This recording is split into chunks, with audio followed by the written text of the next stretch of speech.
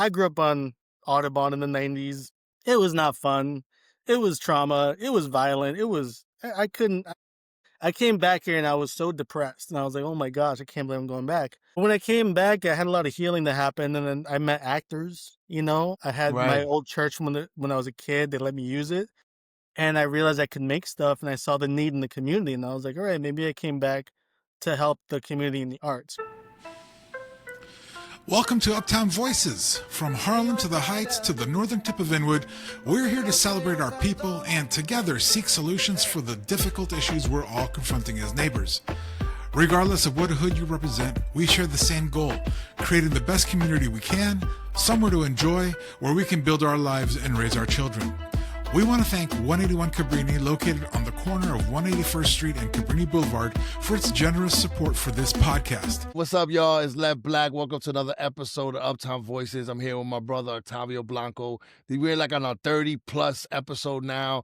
Before we go any further, I just want to remind y'all to please subscribe to our channel. Super duper important. It helps us out and it's free. But today we have a special guest, Adrian Miranda, who's the founder of Gross Anatomy Studios as well as Uptown Actors. Adrian, brother, how you doing, man? I'm good. Thank you so much for having me on. I appreciate it. You got it. Octavio, what's up, brother? How you doing? I'm doing good. I'm glad to have Adrian on. We talked a few months back, and it sounds like you're a busy guy. You've got a lot going on. But I'm happy to have you here, and I'm happy to be able to support. And also because we're such big lovers of the arts and of the moving image up here, we love it that you could join us. Yeah, no, appreciate it. Yeah. Adrian, so tell me about Gross Anatomy Studios and Uptown Actors. What are the two? What are you doing? What does that mean? Yeah, so all right, so I'm gonna give you the long version. Like, interrupt me, ask questions. No, we because good. Go ahead, brother. It's a long journey. This is Adrian Gross Anatomy Uptown Actors after a decade, maybe even more. Wow. So I'm a physical therapist. Right now for the past year, I've been a physical therapist for Broadway shows and actors. Before that, I was just kind of in the general orthopedic area, sports, and then but rewind to when I graduated grad school, and I remember there was a class that we took, and it was surgery.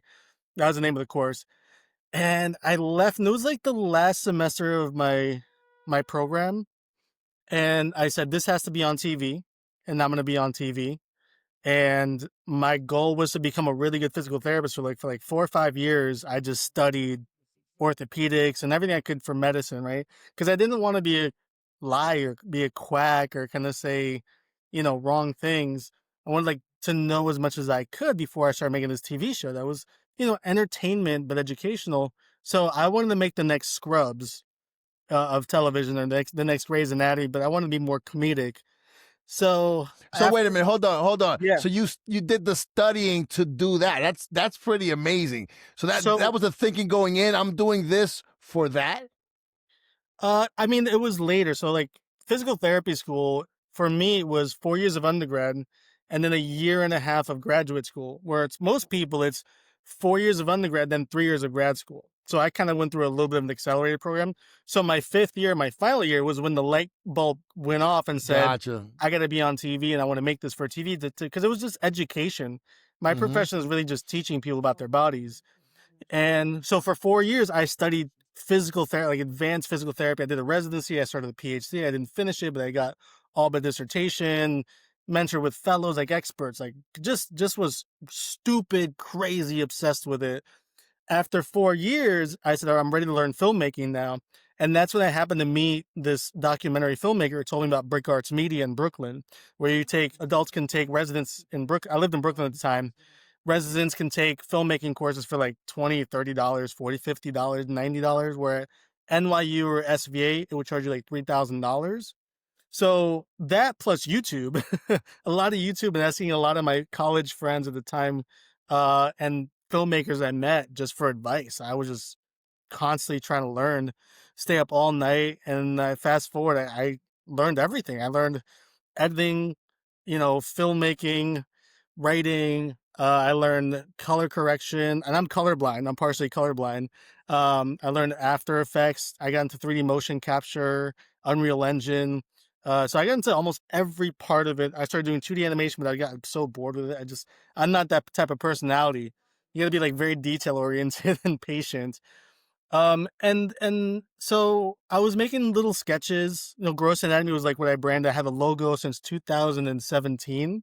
So I started making these comedic sketches, and it was all narrative. So my whole goal was like, I'm gonna teach you lead about your shoulder, and it's gonna be this creative person. He has a family, and he can't lift up his newborn baby, but he's busy, and something comedic happened. So it never was like, "Hi, my name is Adrian. I'm gonna teach you about your shoulder." It never was that. I tried that, and I was terrible at it.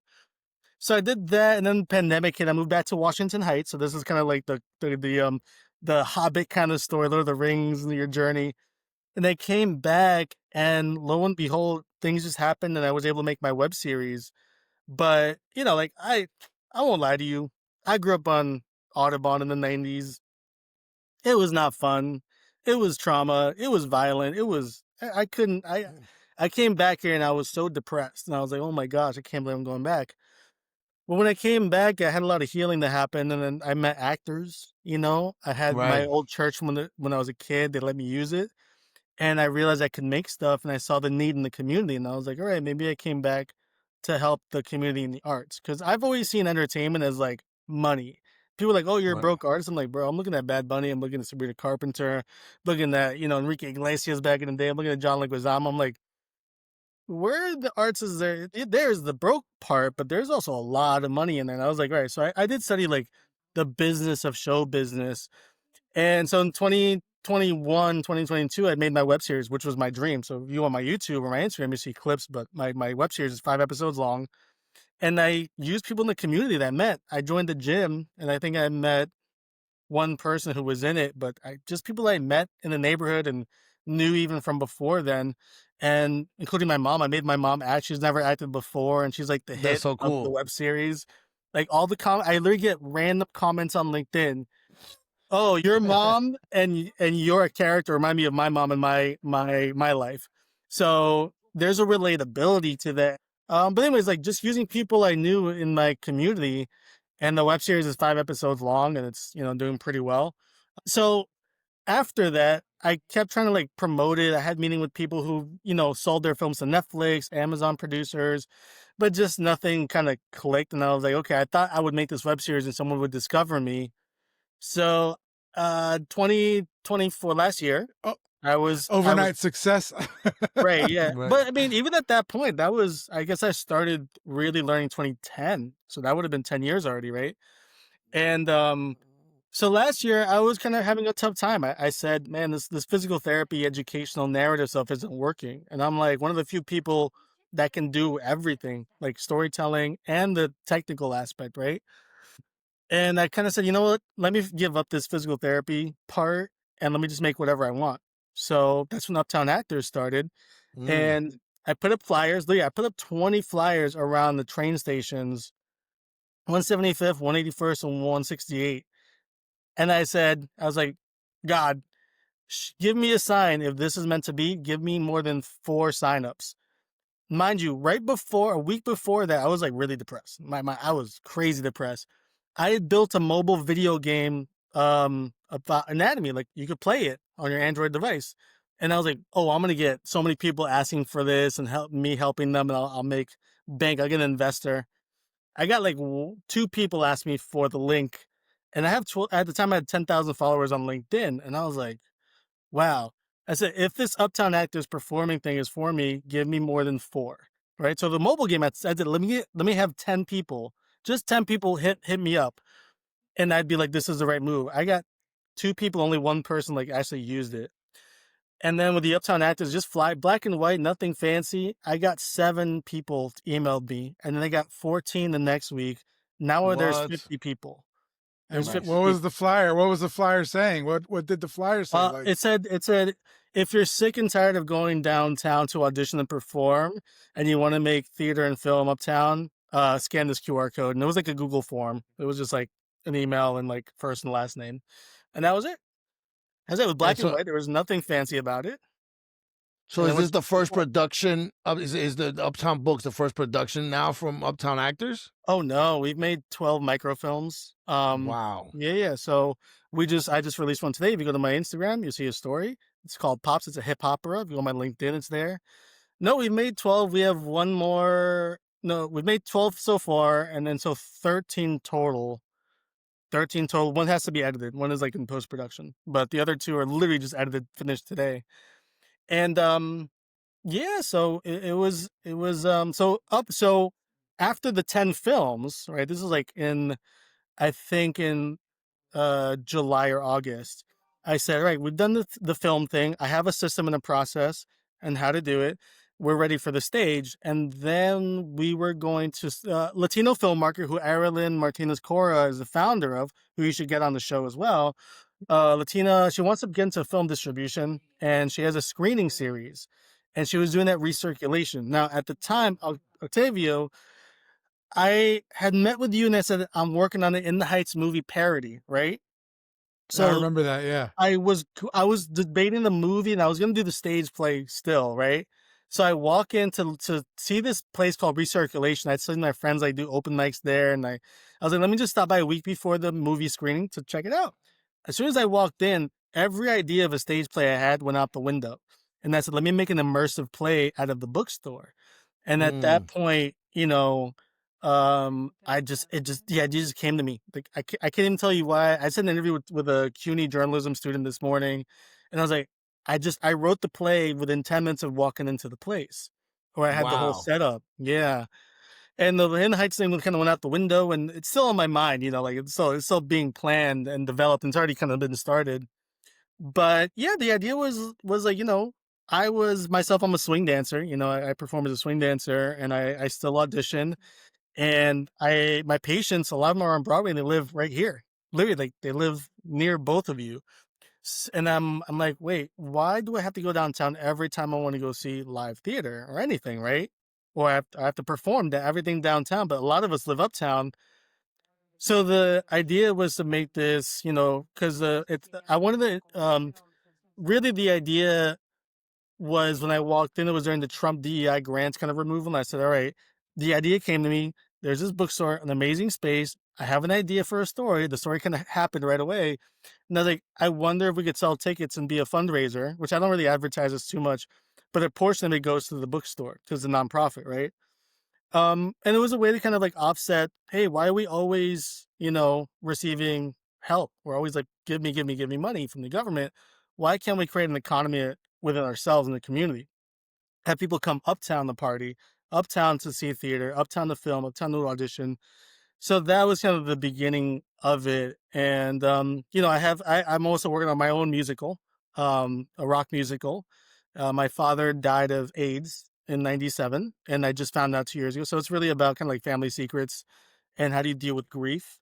And we're human, right? So, there are things that we have, both of you probably have been around long enough to be like, yes, and what? Abuela, For what? real, yeah, for sure, for Papi sure. did this, right? So the idea is to kind of create theater that's it's not a stage reading. It's a full-on production. You could take your family, you could take yourself. This is like PG-13, so it's not really, there's a couple curse words, but it's some deep material in the show. But yeah, what if every weekend there was some kind of theater to go? If your family's visiting, or one of the ways to keep it fresh is that we're going to change the actors. So I'm not going to be playing Poochie in Uptown Books the whole time. Frank, the ex-firefighter, someone else there's an understudy. So everybody's going to be kind of moving in and out of the roles, and you can come back in and leave.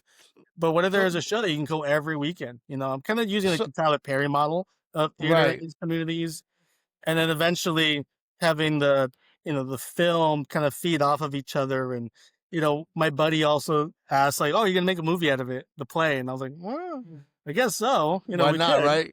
right? But tell us, I'm kind of fascinated by the idea of you going to recirculation, and I know the feeling. Recirculation is I love the place. Like, it really is kind of special, you know what I mean? But tell us a little bit more about that. Like, so what is Uptown Books about, and how was it inspired by recirculation? Yeah, I mean, I think the space just lends itself to be an immersive play with several characters. So like the logline is a quirky mix of strangers meet and find connection in unexpected ways, right?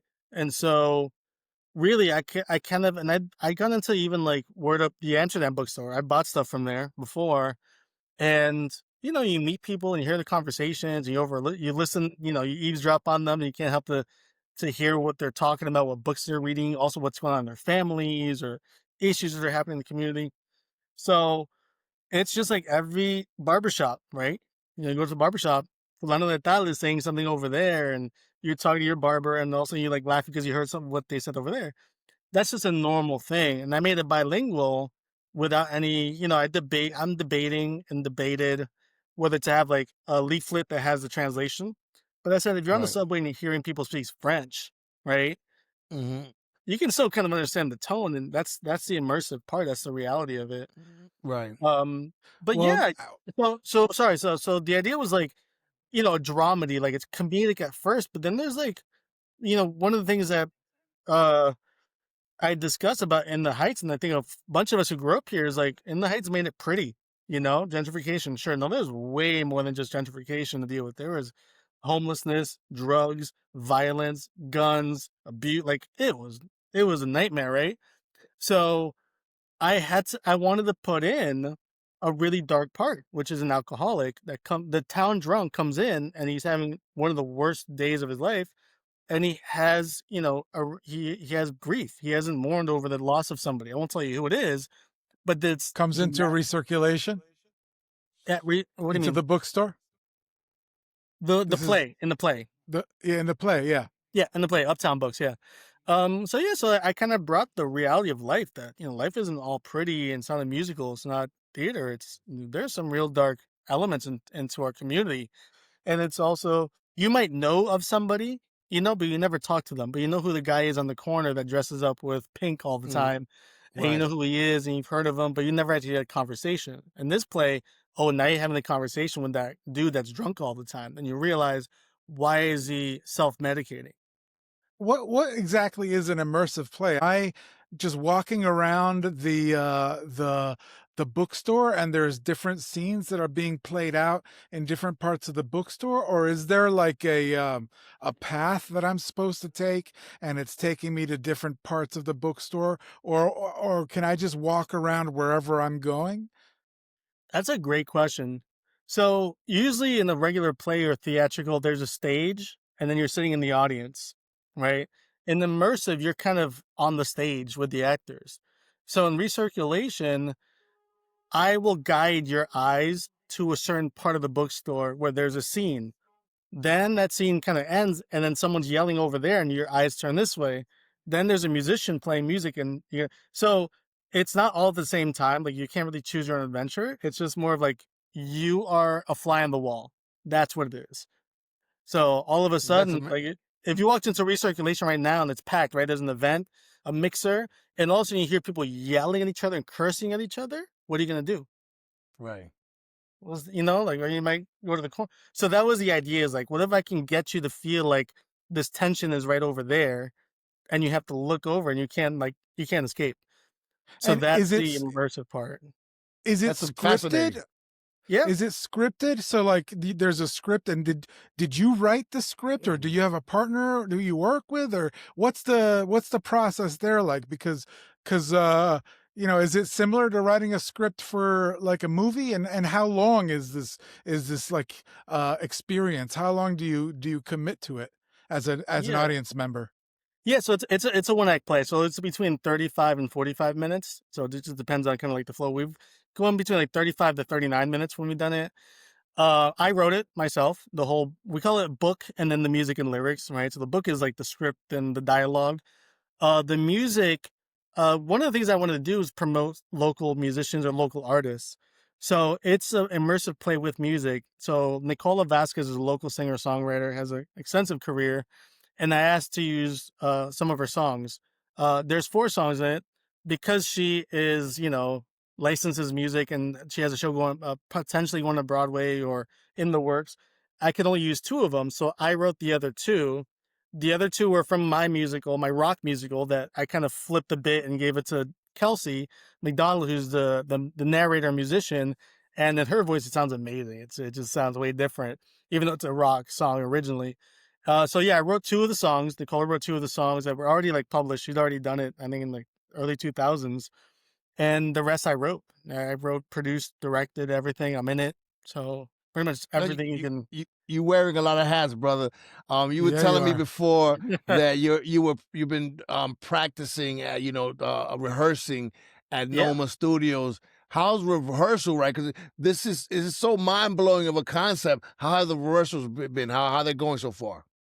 Well, so you there's a business to it, right? So you want to save as much money, but also have good quality production.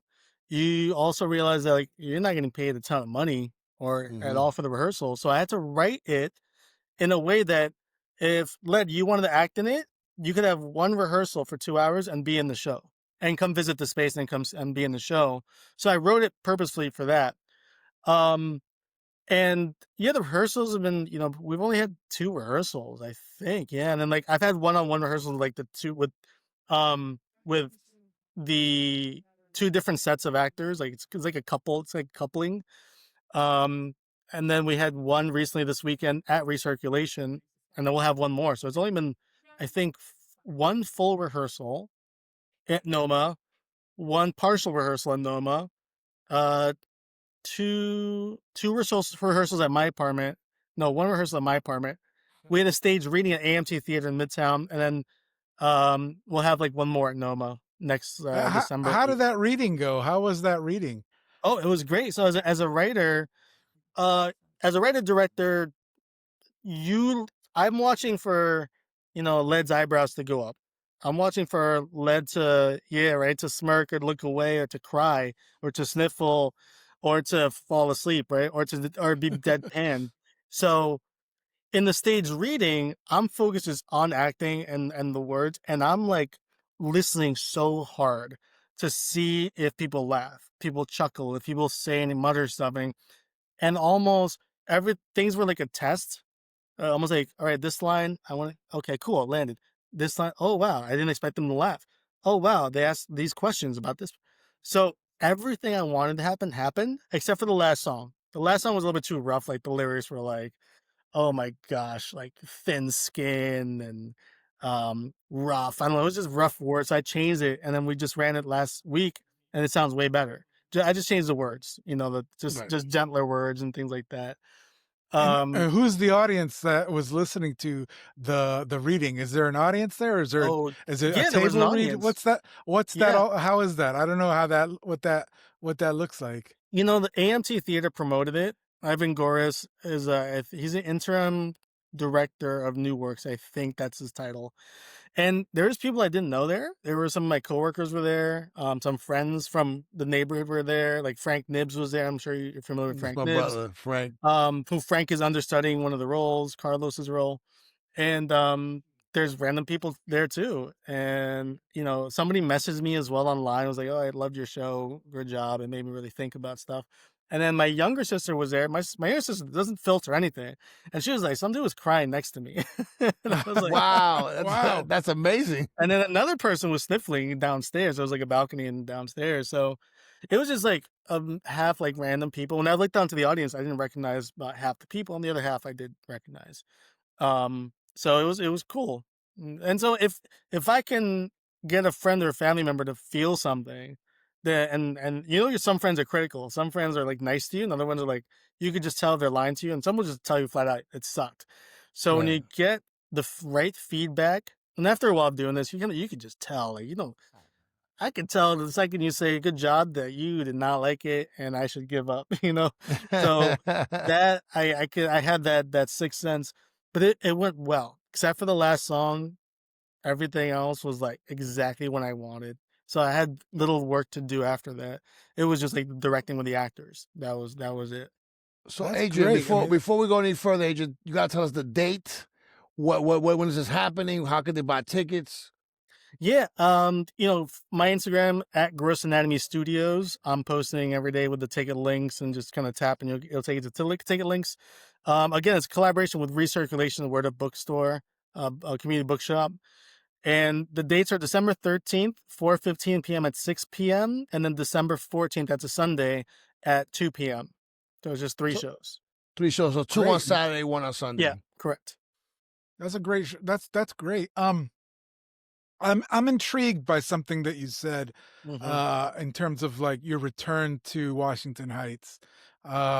You were, you say you were not excited to come back to the Heights. Mhm. Now, you know, me and Led, we love the Heights, but we understand that the Heights, you know, it's got its issues, and you probably, being that you're raised in the Heights, you know, you probably remember those issues, and you came back. You weren't too excited, but now tell me, has that changed? Are you glad that you came back to the Heights? What kind of community have you been able to grow here through this work, which sounds like you've been doing a lot of work in the arts here, especially, you know, trying to get Uptown artists to collaborate with you. So how are you feeling now that you came back to the Heights? How do you feel about the Heights now? Yeah, you know, it's something I've been thinking about the past month because, you know, all of a sudden I have in the past year 14 microfilms. You know, I wasn't in all of them. I wasn't in a lot of them. You know, I was, you know, again, I grew up in Audubon. So when I say Audubon, people like, no, they're like, oh, okay, 176. Like, and, you know, my building specifically was, you know, I didn't know if I was going to be able to cross the street, you know, and make it. So that was since I was 7 years old. So when I came back, I think, you know, it got safer, to be frank with you. It got a little bit safer. I started meeting people. I started going to a gym called Uptown Movement now, and started meeting a lot of actors and people in the arts. And I was like, wait, y'all live here? I had no idea. And then, you know, interestingly enough, when I put up the flyer, one of the first people was Frank Nibbs, and he had told me about this artist collective 15 years ago that this started and no longer exists. And I was like, wait, what happened? And so in a sense, there's this sense of, you know, I could never tell you, I'll be frank with you, like that I love Washington Heights, that I'm proud of being from here. You know, I'm still here, and it's almost like I want to help make it a place to be proud of, you know, because I still deal with that trauma, and I still deal with all that stuff that happened. And, you know, I remember first time I shot a gun, my bell was rung, you know, and then realized I had that trauma in me. You know, I had to go outside, and I froze for like 3 minutes, and luckily the instructor kind of understood, you know. I was And going to ask, where did you shoot a gun? in South Carolina, I was in South visiting my sister, right? And I got over it. It was fine, but there was moments of like, wow, there was stuff that happened here that really affected me internally that I didn't realize. Um, but now it's almost like I call it like, I don't know, like a puppy you find on your corner that you take in and you really care about it, you know, and then you develop this love for it and this care for it. And I want to be part of changing the neighborhood for good, but then not just here, but other neighborhoods too, you know? So like, you know, eventually Brownsville and places in the Bronx, and then maybe one day in Chicago. And, you know, so kind of want to start here as kind of a beginning, and then see if I can do the same thing in other places. That'd be Nice. my dream, my vision. So yeah, so like, you know, the feelings are kind of changing, and there's a care for it, and I'm still working on that love, you know, because you can, you know, have different experiences, just different Yeah. blocks, right? Different avenues. Mm-hmm. You know, my siblings, like, they don't like coming here. They don't. They try not to. And Yeah. even the family of my sister's husband's family, they grew up in the first floor. You know, they don't have happy memories here. They don't come back. Yeah. You know, they put their doorbell numbers as like the building, or passwords as like the streets, but that doesn't mean that they want to come back here Yeah. and enjoy the time here. So, and I So understand it. You know, I definitely complicated, feel complicated feelings, For real. complicated Yeah, yeah, for feelings. Yeah. sure. right. That's real. Right. So For it's, you know, it's sure. like a grief kind of thing. And my rock musical talks about it from my dad's perspective. But the way I'm writing that musical is grief about anything. It could be a father son, which is my, you know, story. It could be mother daughter, mother son. It could be friends. It could be a business that you started and you're, you know, it just, you know, bankrupt, or a co-founder in a business that you strayed from each other. So it could be any one of those things, that there's this kind of chasm that pulls you apart, and then how do you bridge that together? So Uptown Books is not much unlike that, you know. I put topics of housing, you know, that one of the characters is getting kicked out of her apartment because the rent is jacked up, and meets a lawyer who can't help her because he's a pet influencer agent. But then, yeah, but then it happens to be that the city council member's new aide is there and helps her out, right? So it's like, how do you bridge these chasms that happen, this brokenness, right? This is a broken community historically, broken families, broken economy, broken things. And but I've also, you know, learned that not everybody had that. Some people have very strong family units. And being Latino in this neighborhood, I didn't quite have that, right? So there's different stories that I have to represent. And just like in my play, I have white people in it, right? So yeah, so that's kind of like the relationship I have. It's kind of building.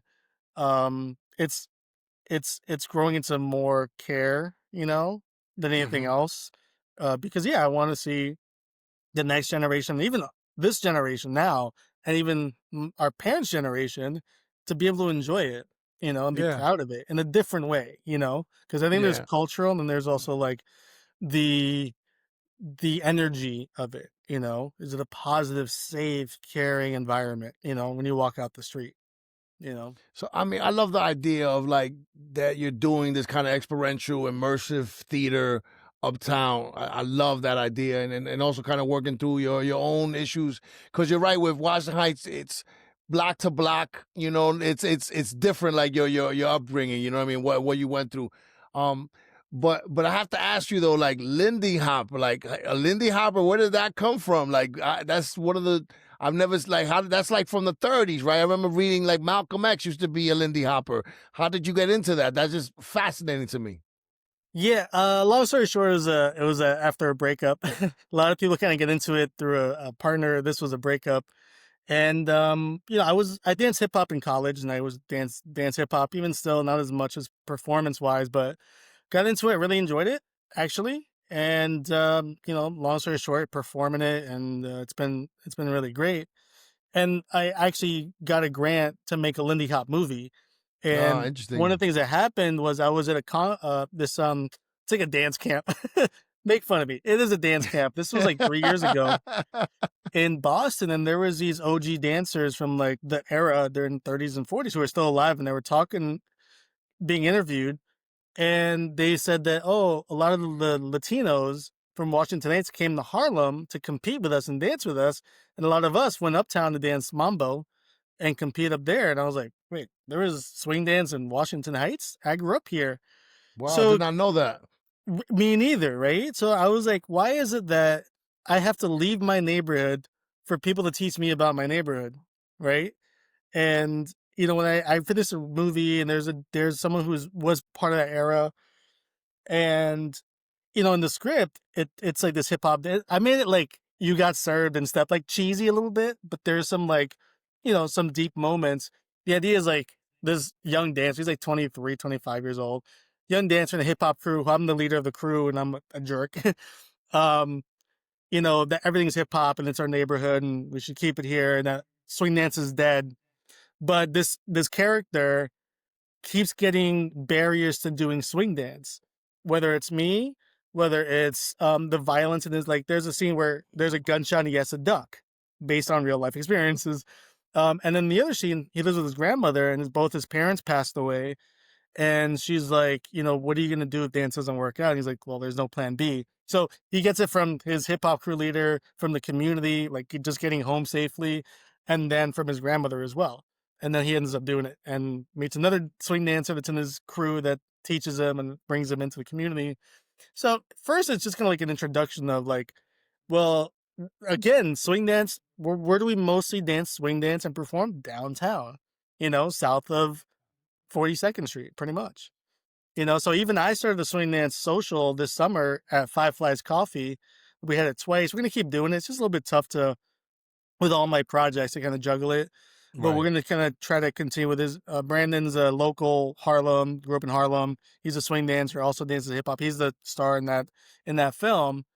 But yeah, it's just, you know, salsa. Like, you know, how many times a week do y'all go out to dance salsa and merengue? Right. this past month. Yeah. Right. Do you have a crew of people or a group? I don't want to say crew. I guess a group of people that come and swing dance with you uptown. At What's that Five Flies, yeah, community we like? had it was on. It's on their social media, I think, and I posted No, videos no, but of it. Yeah. I mean, like, how's that community? Like, who are the people? Like, how are they? How long how many times have you done it? Like, what I'm saying is is that do you feel like a kinship with these folks? Is it, Oh, yeah, of yeah, course, yeah. yeah. I mean, it's not What's Uptown, that right? like? Like, who, I guess what I want to know is like, describe that a little bit more, like what the swing dancing, is like at Five Flies. Do you guys do it for for the fun, or is there an audience that watches you guys? Oh yeah, it's just for fun. It's only been twice. I'm trying to get it going, right? And Uh-huh. I've admitted like I don't want to organize this weekly. I just don't have the bandwidth, but I want to Right. see if someone will take them, take the baton and do it. But the swing dancing in New York City is pretty powerful. It's like some of the best swing dancing you'll see. We have some of the best instructors and professionals here. I've learned from them, but again, it's mostly downtown. It's not really up Yeah. here. A lot of us, like, I'm part of a group called the Big Apple Lindy Hoppers, and I think like a third of us live uptown, like north of like 145th Street or 125th Street. But yeah, the rest of the time, like our rehearsals are on 34th Street, 42nd Street, Gibney, down on Wall Street. So Led, I think now it's time to take a short pause so that we can pay some of the bills. We are lucky to have a great sponsor, 181 Cabrini. It's our neighborhood bistro. Both Led and I are just steps away from 181 Cabrini, and we love it. 181 Cabrini is located right there on that corner of 181 and Cabrini, just steps away. 181 in Cabrini. Just steps away from the bridge. So, yeah, I love it. Led, you and I were there the other night. Yeah, and we also met there for the first time. You and I, the first time we met, we had like lunch there, and it's my local bar now. Like, since you and I both live like right around. It's my local bar. I spend a lot of time there. James Lee, the owner, is just an incredible restaurateur. Right, I think he's a great guy. He's super funny, but like the food is on point. So please hit up 181 Cabrini. It is really one of my favorite spots. 181 Cabrini, pull up. That's my spot. Show them love and tip. Yeah. Yeah. Man, another question I have is, so then you've been doing the short films, right? But how like, was it always in the work that you wanted to actually do theater as well? That was part of it, or just like, let me do theater, just born out of that No. moment? So good question. No, so like it was always TV episodes. Like my goal was to be on NBC, prime time, Grey's Anatomy. That was always my dream. It still kind of is, but with streaming, it's kind of like changed a bit. So I danced in college. I started dancing hip hop. I didn't know I could dance that well. When I was 17, I put on Michael Jackson's MTV Music Awards and I could do every move. And I was like, oh, I can do this. College, I won a talent show. And then I was like, oh, I can dance. Then I went to a martial arts club and there was break dancers. The club was no longer, and the break dancers were using the space. And so I couldn't leave because I didn't want to be rude. And so I hung out. They were really cool. So I came back next week. I started learning breakdancing, and I found out that they were dancing in this performance. And I was like, whoa, guys dance? So I went to see them, and it was really cool. And there was a bunch of girls, like, there was like 60 girls. I was like, I'm going to audition. And I did. I got in. I got some pretty good numbers, and it's surprising. So then, I had a really good friend named Arlie, who's still in New York City, and kind of dragged me to all these workshops and master classes, and I just got better and better. So after grad school, I played soccer in grad school just for fun, like, right, but all the time. And there was not dance for like a year after I graduated undergrad. So when I moved to Brooklyn, I remember distinctly, I was ordering a bed frame. I just moved in and I was like, I miss dance. Let me go find the crew, like a hip hop crew or something like that. I clicked the link. No joke. It was for hip hop crew auditions. And I went to a play audition, and it's called Heights Players. So I was like, I've never acted. Let me just try it. So I learned the monologue from Thank You for Smoking, and I went. And then this is the time of like early Google Maps. I think I printed out. It was like early Google Maps on your phone. Yeah. So it's in Brooklyn Heights. So I'm walking, and I get to the corner, of the place. It's a church. It's in the basement of a church. I walk in front of the entrance. I'm like, oh, this is the place. I was like, what the hell am I doing? No, F that. So I kept walking. Halfway down the block, these two women come up like, hey, are you here to audition? And I was like, damn it. And they're like, yeah, I'm here. And they're like, come here. And so but doesn't end there. So I did my monologue, got them to laugh. And I was like, oh. So they asked, so I was like, oh, I probably didn't get it. I'm not an actor. I get a call back to come back. And I was like, whoa. So I'm sitting there. It's like, starts at like 7:30. It's now 9 o'clock. I had a date scheduled for 9 o'clock. And it's actually, I'm running late. Let's do 9:30. She's like, okay. It's 10 o'clock. I'm still running late. And I was like, oh my gosh. I leave at 10. I'm an hour and a half late to my date. I told the stage manager, I was like, I have a leak in my apartment. I got to go. So I leave thinking like, all right, this is not happening. I'm not going to be in that. I'm not going to be in this play. It's fine. Never was meant to be. I get a small part in the play. And I didn't even do the callback.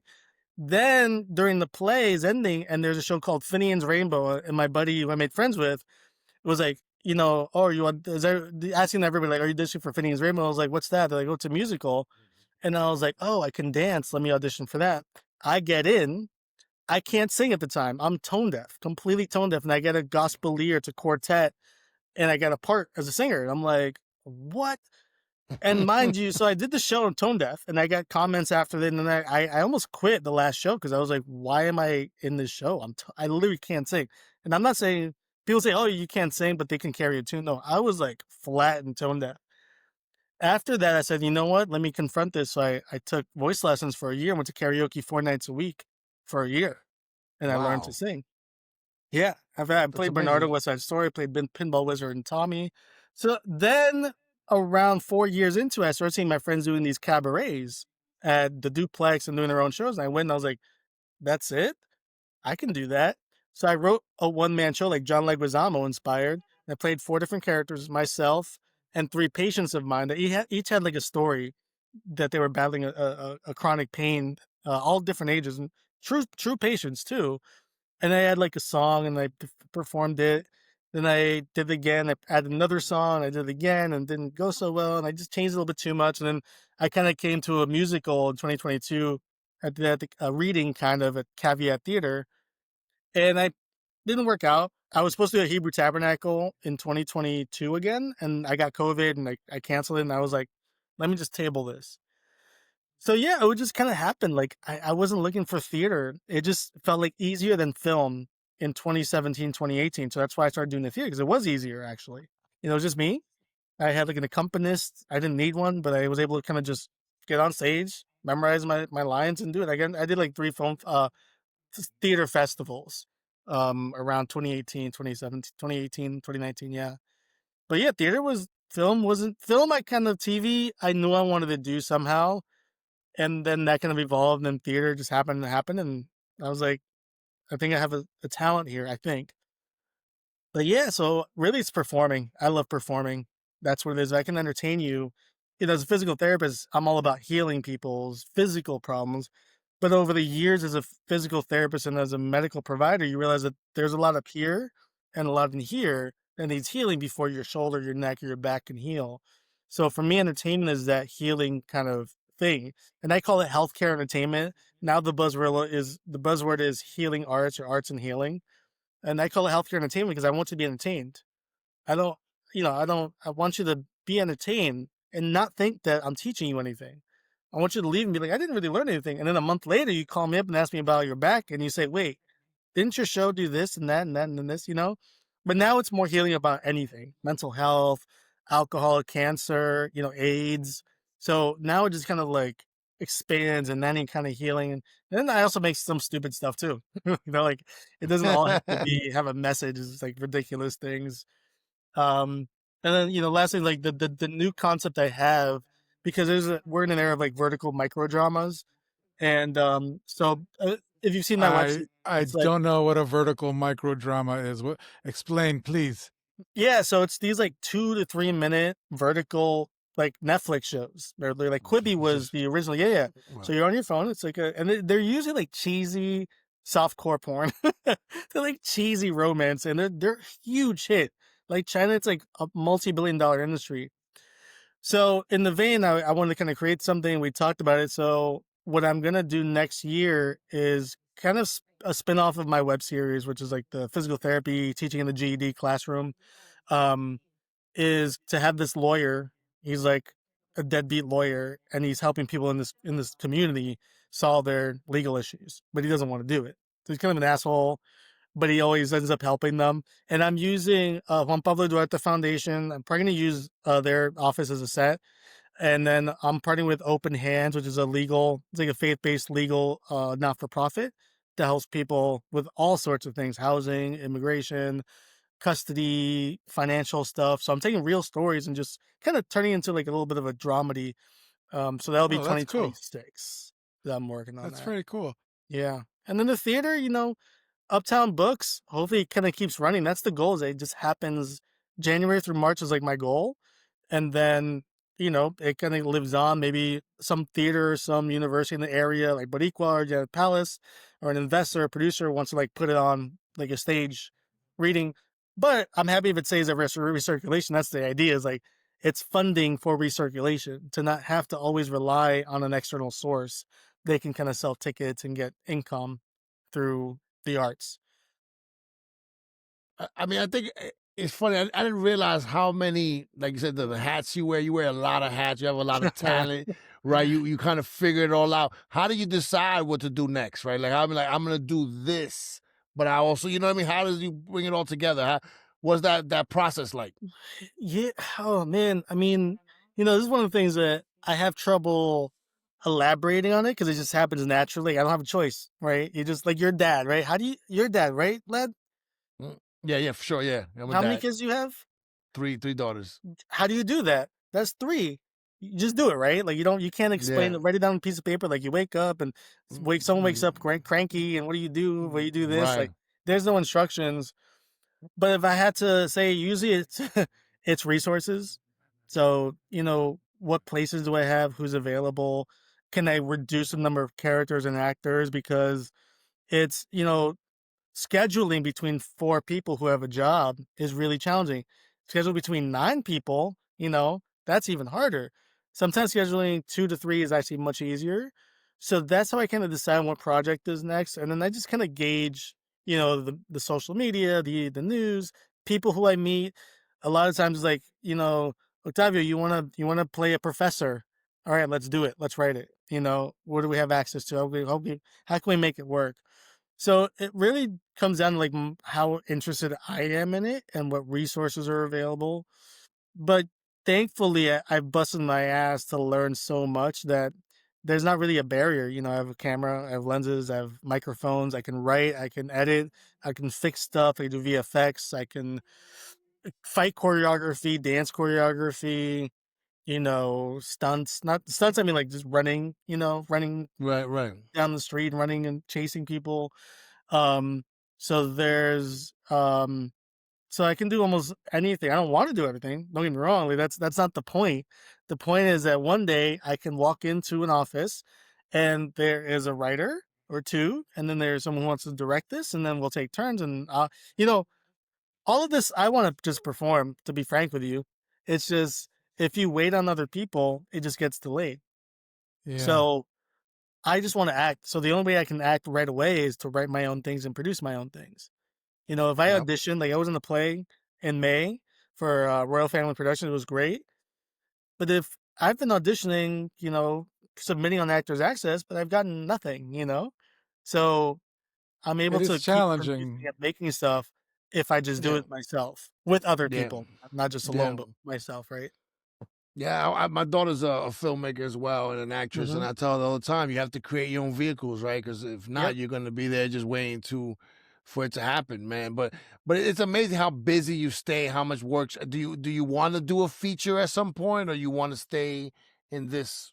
The reason I like theater and episodic, like TV shows, is because you have a chance to redo it quickly. A feature, it's like done. You can't really go back. You can do a director's cut, but it's like it's there. It's like on the bookshelf, and it just doesn't change. Versus a TV show, we could do, even if we do like the first season or the first 3 episodes or the first episode. Y'all in this show, right? You can redo the show every time you have a guest, right? But if you just plan for 1 hour podcast, and several guests, you can't really you don't have the opportunity to change if it's just like one finalized thing, right? Right. So the amount of work to put into an hour and a half, and the fact that it's static, it's done.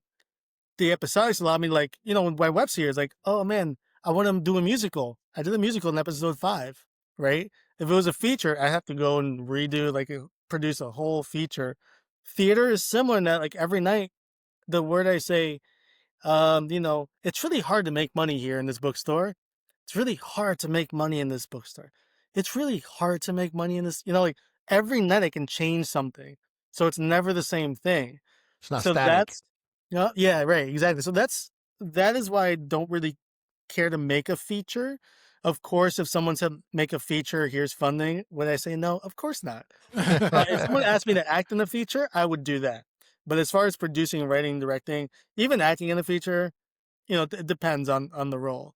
But I just love the chance to redo it and the opportunities to change it up and have new people come in and, other actors and other people and writers. Episode 4 of the web series, Ryan wrote it. I didn't write it. I put the anatomy parts, but he wrote the whole script. So I'm able, and I want to give off different things and bring new people in.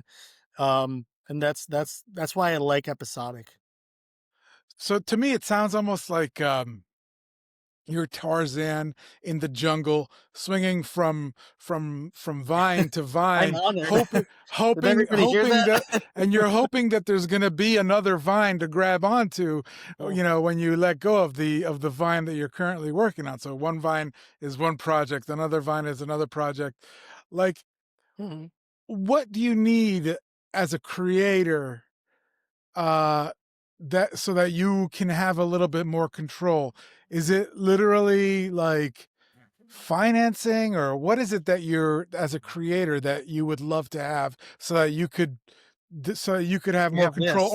Or do you like this sort of like kind of ad hoc, I'm going to do this now, I'm going to do that now?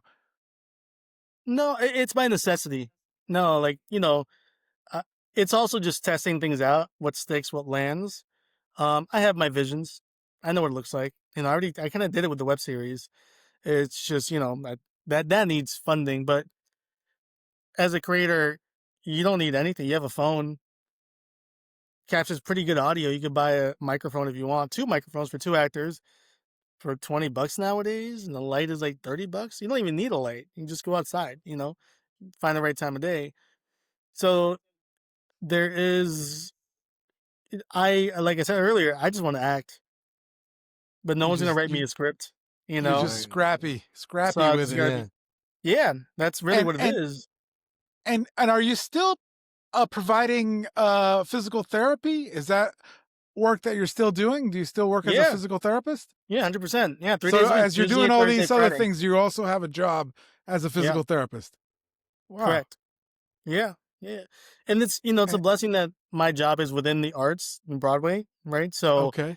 it's kind of nice because I get to talk to people about, physical, because like I have to train my body too for these things. And for the actors, we did the action one just last month, and I gave them like a warm up based on my physical therapy experience. And what I would do, I have to keep my body to a certain level of fitness to be able to even demonstrate these things to the actors or do it myself when I'm acting. But it's like a smoother transition now, where before it was So like, it's a where bank. do you provide physical therapy? It's on the Upper West Side called Fly Space Okay. PT. Yeah, it's on 81st and Broadway, and most of the patients there live uptown too. So like, they probably see my flyers or they know about it. They're like, oh, I might try to stop by. So, but yeah, that's so yeah. So I have a day job and I'm there 3 days a week. So the other 2 days I'm working on my business or trying to promote it and trying to, you know, market the shows and market the videos and look for funding. And I actually don't really submit to film festivals because of money. But the deal I give to everybody who works on any of the films or anything, this is yours. So like Walter in the movie Roots, he submitted to 3 film festivals and we got in all 3. You know, we got asked to be in a film festival in Texas for the chess movie that had kids in it. Um, so I just finished it today. So it's been really exciting that other people. I'm trying to push this on other people take a leadership and write stories, try to cast each other, submit to film festivals. I've only applied to like two grants actually. The LMCC grant, and then one other one that's like indie spaces, like a small little stipend. But that's it. My goal is to build this community, find income some other way, the theater to generate revenue somehow. But yeah, I've kind of limited myself to what I do. And film festivals cost money, after a while. 30 Yeah. bucks, 50 bucks adds up. And Yeah, of also course. it's just not what I want to do. And I'll go and network.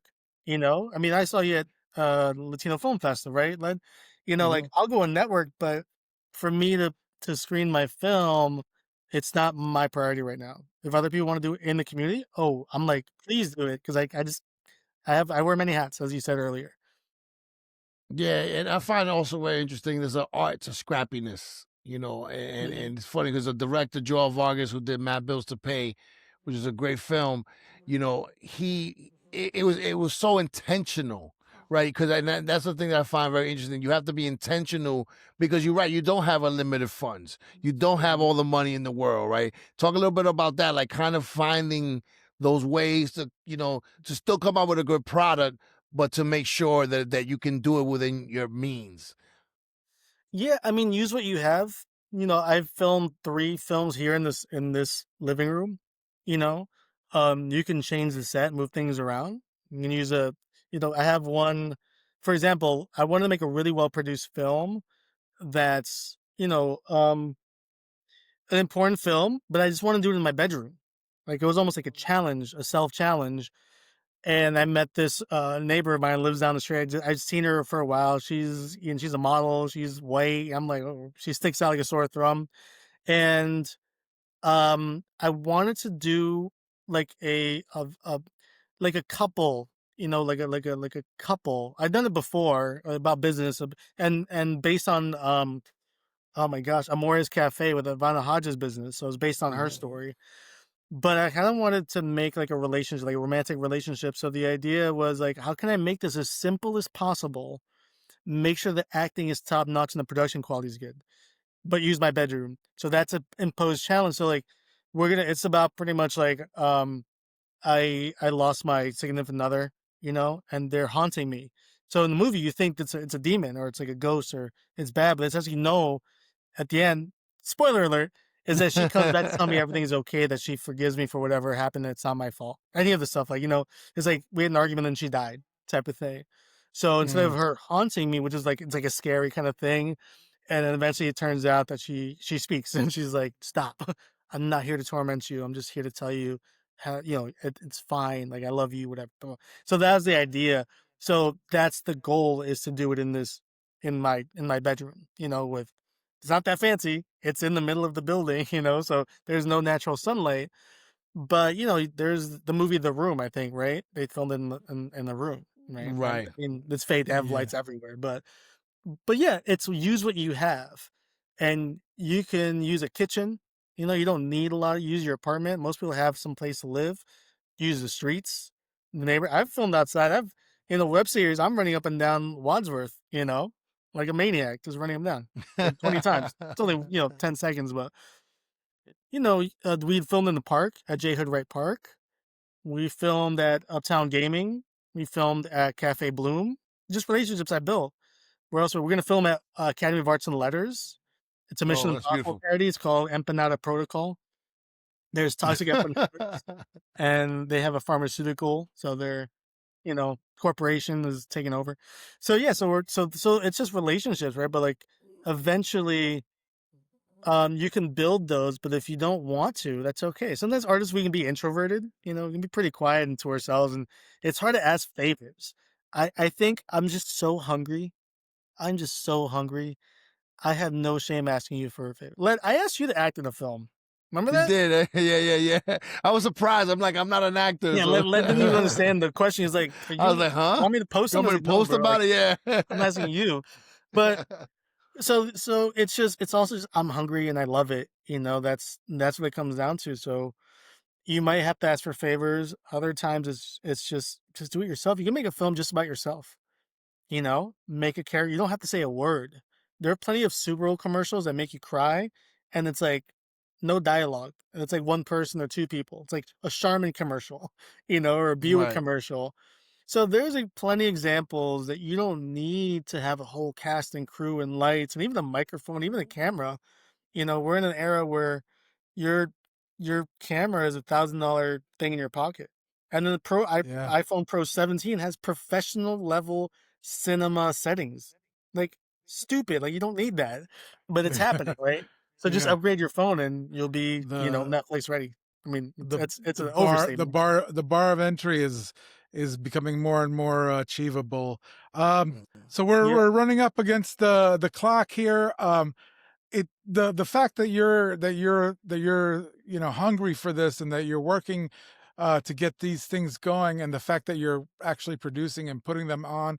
I watched one of the movies on your website by an Italian, I think it was an Italian director that you acted in. You were it was an interesting movie. It was a guy with, I think he had some sort of mental health issues. I think it's really cool that like all the things that you produce are sort of like healing related, and that you're going towards a broader type of healing than just like Mhm. healing your muscles or your bone structure. You're talking about mental health, you're talking about other aspects of health, and I do see that that's like an important part of filmmaking and storytelling is to help us to heal. So being that you have so many things going on, you know let our audience know where to find each of your different channels. So you've got Gross Anatomy. Now that's a website, right? That's your main kind of like uh sort of where people can look and see your productions. Is that right? No, so my website is adrianmiranda.com. And you'll find the web series and just about me. But all my productions are on YouTube. So youtube.com/gross anatomy. And Mm-hmm. then my Instagram is at Gross Anatomy Studios. And that's where I put clips of things. I don't put the full things on there. And then my bio right now it's the ticket sales for the play, but usually you can find my YouTube channel on the thing on Amazon. My web series is on Mm-hmm. Amazon Prime. Just look for Gross Anatomy. And if you search my name, it should pop up. And then on LinkedIn is where you see everything. That's where I have probably my biggest following. I'm most engaged there. It's just you can see everything. Like every sneeze I take on this film set, it's there. Every sock I use for whatever. But so LinkedIn is where I kind of do my most engagement and posting. And Instagram, I'm there, but it's more of like the little snippets and the call to action. And the But theater, Uptown Books, tell us again, what are the dates and times? yeah, feel free the if you go to events page on Word Up Books website, you'll find the information there. But Uptown Books, the play is going to be December 13th at 4:15 p.m. and at 6 o'clock p.m.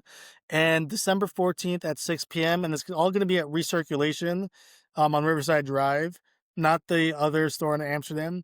And the running time is about 35 to 45 minutes. So you can come and watch it and go have dinner and go out and party on Saturday night. And then Sunday you can have brunch and come see it, or you can come see it and go have, late lunch or late brunch. So that's Uptown Books, the Nice. play. Adrian, brother, thank you so much for being on the show. Thank you so much. I'm looking forward to Uptown Books. I'm intrigued by the whole immersive Yeah, me experience. too. So let's see what Definitely happens, I'm brother. definitely gonna pick up some tickets. I hope to see both of you. I hope Black and Blanco are there at the Black same and time. Blanco. That That's would right. be amazing. Yeah. I mean, Absolutely. think about it, right? People brought this up to you, Black and Blanco. Like, what are the odds that that's your both Yeah. names? Yeah, it's weird. It was a friend of his that went, he was like, Black and Blanco. That's kind of You interesting. I should was do, like, oh, yeah, that's true. you should do something with that. And I was like, yeah, actually, we should do Yeah, something with that. So, I think Yeah, so. yeah, for sure. yeah. Yeah. Well, but I Adrian, appreciate thank you you so both. much, brother. Thank you so much, brother. Appreciate it. All right, Awesome. All right. Have a good night. Bye bye. cool. Thank you both. Thanks for joining us in this episode of Uptown Voices, brought to you by 181 Cabrini, your neighborhood bistro just steps away from the North Walk of the George Washington Bridge. Use the code Uptown Voices Season 1 for your discount. And to stay up to date on the latest in Uptown, you can follow Uptown Collective on Instagram, Facebook, and X. If you're watching Uptown Voices on YouTube, don't forget to smash the subscribe button and to give us a like. And don't forget, we also need financial contributions from listeners like you to produce, improve, and expand our content. To contribute, please scan the QR code on the screen. Until next time, this has been Uptown Voices.